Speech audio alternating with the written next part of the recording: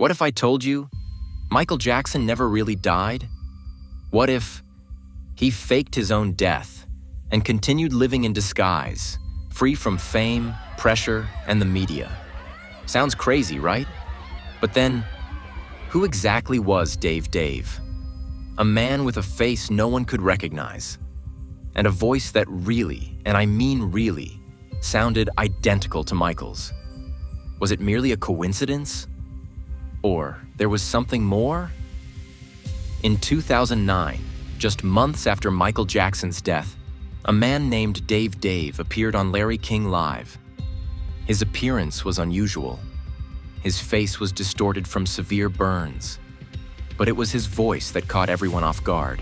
Well, to liberate myself from the confines of my father's criminality. Soft-spoken, gentle, almost identical to the king of pop himself. Thousands of fans started questioning, is this man Dave, Michael Jackson in disguise? And the theory spread like wildfire, that Michael faked his death, and this was him, hiding in plain sight.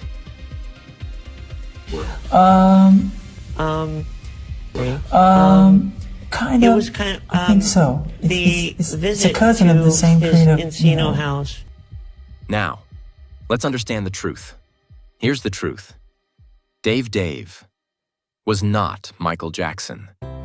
His real name was David Rothenberg. At just 6 years old, he was set on fire by his own father during a bitter custody battle. He survived, barely, but was left with burns over 90% of his body. And what followed was no less than a miracle for him. Whenever he heard that there was somebody in distress, he went to rescue them. When a young boy was put in a room and set on fire by his father, was burnt very badly, Michael read about it. And immediately he flew out.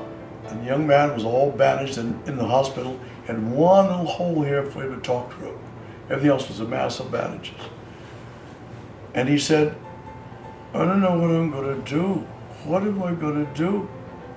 And Michael said, don't worry. I'll take care of you for the rest of your life. And he did. He always had something for that fellow to do. Michael brought him to his Neverland ranch. He treated him with love, kindness, and dignity. To Dave, Michael Jackson wasn't a superstar.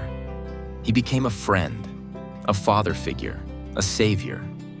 Michael offered a lot of emotional support for me. He was there for me whenever I needed to talk to him. He opened up Neverland to me as a means to get away. Metaphorically, he was almost like a father that I never had. Dave changed his name to Dave to escape his father's connection. He became an artist, a speaker, a symbol of resilience. But their bond, it never faded.